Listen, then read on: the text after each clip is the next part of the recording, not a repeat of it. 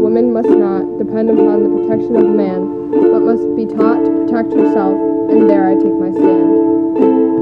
In our lifetime, 1 of every 6 women will be a victim of sexual assault. Right now, we are at the highest risk of this. Since 1998, 17.1 million women have been victims. And all we are taught is, don't put your drink down at parties, don't talk to strangers, and if you feel like you're being followed, act like you're on the phone, and always keep yourself covered. Men will get distracted by the slightest sight of skin. No short skirts, no showy tops. In our lifetime, we are told, you can't do this, you can't do that. Watch the kids, do the dishes, clean the floor, make the beds, cook the meals. Centuries and centuries of knowing the same thing.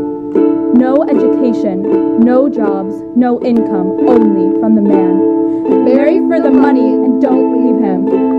In our lifetime, divorce is wrong and sex before marriage is forbidden. Don't speak up, don't have an opinion. Voting, that's the man's job. Working, women only do that around the house. Women only know their way around the kitchen. Before our lifetime, you think you can leave the house without a man? You're wrong, you can't. For nearly 100 years, women couldn't express opinion in our government. And if you are sexually harassed at work, you better hold your tongue, because no one will listen to you, and you will no longer have a job. In 2003, 75% of women who spoke up about harassment at work experienced retaliation. So what are women here to do then? Because society has women viewed as toys to men. We are only here to please the men and nothing else. The question is yes easier than no? Should we take the easy way out and stick to stereotypes?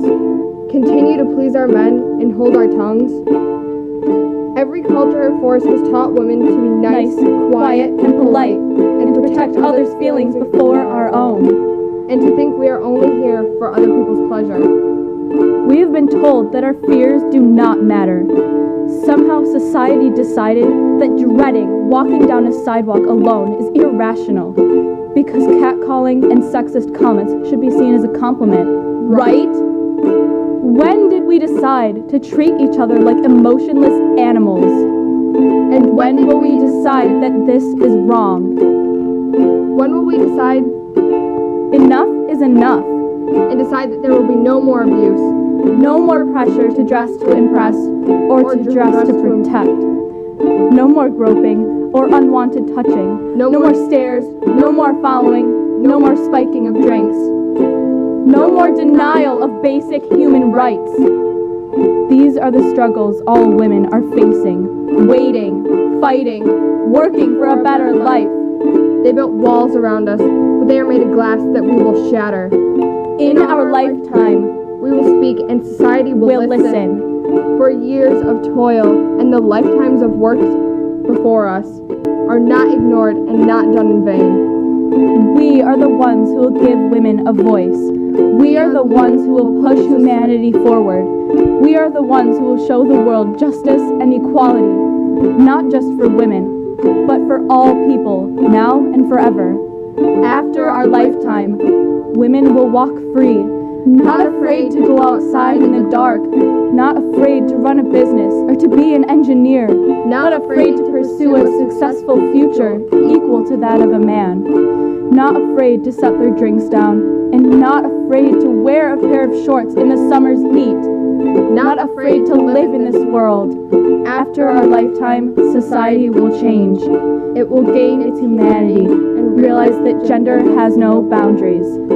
It will find its unity, and finally, they will live in a better world. A world where each and every person is respected, and we drop the labels, the stereotypes, the gender roles, and the pressure to conform. A world we were intended to create, but we're not there yet. No. In our lifetime, we will not see this world, but we will create it. As a composer writes of the first page of a symphony, we will give way to the start of this new world. Stand up, speak out, take action, never quit. You will not always be able to solve all of the world's problems at once, But don't ever underestimate the importance you can have. History has shown us that courage can be contagious and hope can take on a life of its own.